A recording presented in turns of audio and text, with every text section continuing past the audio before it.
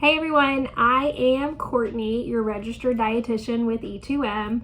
I'm the one who posts your nutrition and health related information on the E2M page, specifically in the dietitian corner guide section.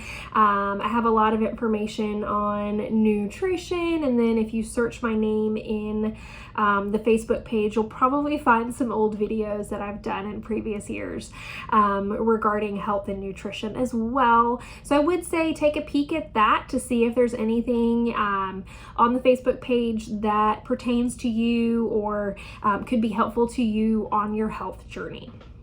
Now today I'm going to talk on supplements, specifically over-the-counter supplements.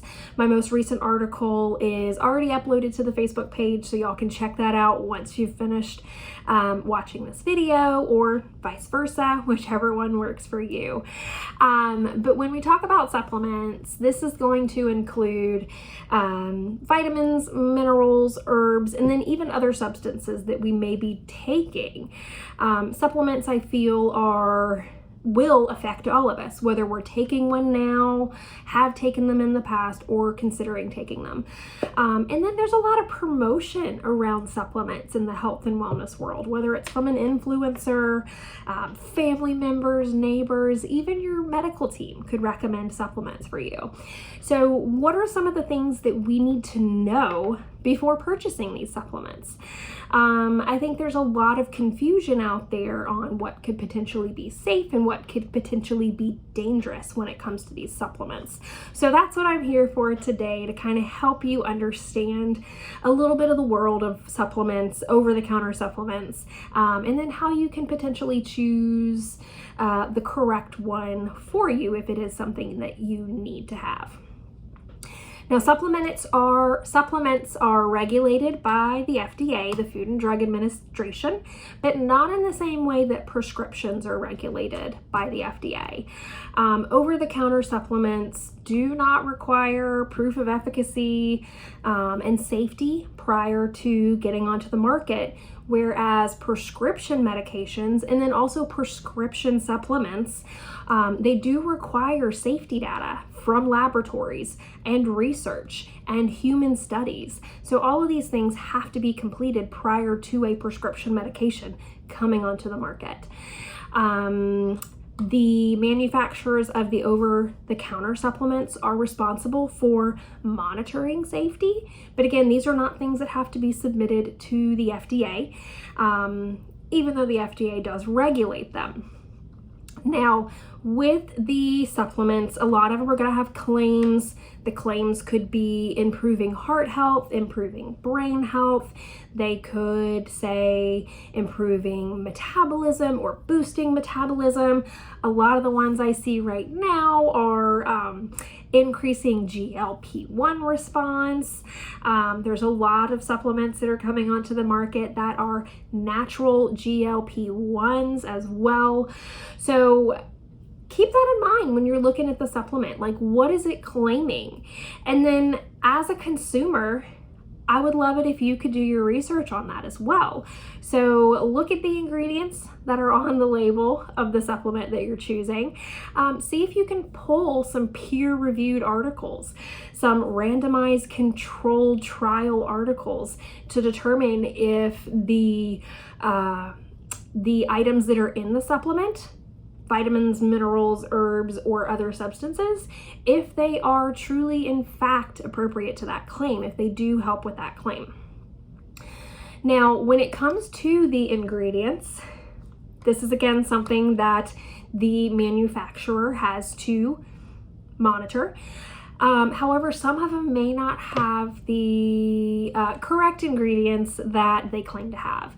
There have been studies completed, one specifically in 2023 that looked at over 50 different sports enhancement supplements, and they found that 89% of those supplements did not claim or did not have the ingredients that they claimed to have, or the appropriate amount of the ingredients they claim to have. So it's really important, again, to do your research.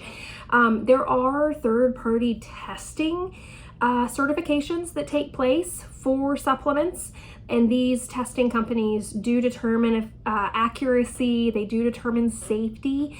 So when you're purchasing your supplements, we want to look for these specific label certifications. They're gonna be on the label. You're gonna look for a NSF certification or a USP certification or CL consumerlab.com certification. Now these certifications, again, they determine accuracy, they determine safety within the product. So you should feel safe, purchasing a supplement with those listed on there. With supplements, there's always a potential risk of interaction. So it's really important before you start taking a supplement, you talk with your medical team about it. For instance, if you are taking a blood thinner, it's not recommended that you take a fish oil supplement or an omega-3 supplement, as this could, in fact, increase your risk of bleeding, with calcium. If you have an increased risk of kidney disease or kidney stones, calcium can increase that risk as well. Calcium supplements or calcium in general can also alter the absorption of iron within your body. So if you have anemia, we probably want to be cautious with taking a calcium supplement unless your doctor says you need to take a calcium supplement. Red yeast rice is a popular heart health type supplement.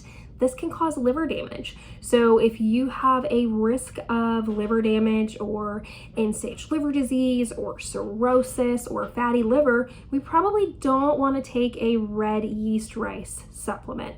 So again, do your research and always, always, always talk with your medical team before taking a supplement. Now, when do we take supplements? Supplements are not intended to replace a healthy, well-balanced diet. Supplements are intended as a bridge to fill a nutritional deficiency or a nutritional gap. Supplements also help for individuals that could have a condition where your vitamins or your minerals are low. So if you have osteoporosis, it's often recommended that you take a calcium and vitamin D supplement to help maintain bone health. If you have heart disease and are not on blood thinners, it's often recommended that you take an omega-3 fatty acid because this helps to lower lipid and cholesterol labs to help reduce your risk of a cardiac event. If you have anemia, oftentimes an iron supplement is recommended to help boost your iron numbers to improve your anemia.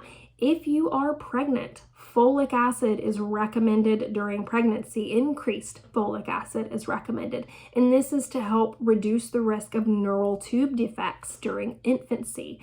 If you have diabetes or if you have high cholesterol or even an issue with your bowel movements, so we're not consistently having bowel movements, fiber is often recommended in those individuals. So all of these are supplements, but we need to be aware and mindful that these are not intended to be forever. These are intended to help bridge a gap. Now, some of them could be taken for the rest of your life, but that is between you and your physician, you and your medical team to determine what needs to be taken continually versus what's taken for a set amount of time. So, bottom line, when it comes to supplements, they're there to help you maintain health. They're there to help you bridge that nutritional deficiency or nutritional gap that you have. But again, they're not intended to replace a healthy, well-balanced diet. And when I talk about a healthy, well-balanced diet, sometimes I feel like a broken record. You've heard it a lot. It is making sure we're getting protein in every time we eat, making sure we're getting vegetables and fiber in every time we eat, making sure we're choosing healthy whole grain starches.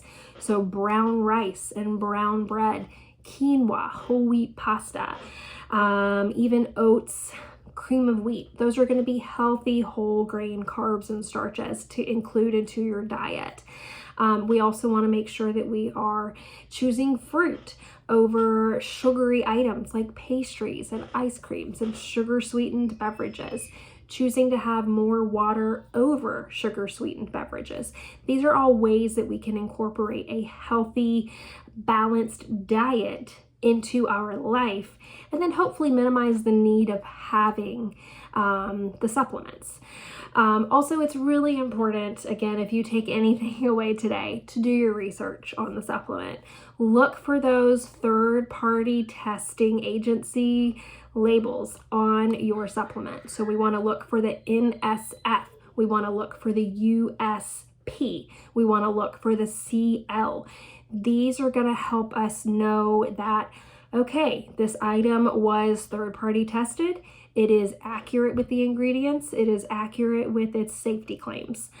And then also do more digging. Look for peer-reviewed journal articles. Look for randomized control articles about the ingredients that are in the item before you purchase it.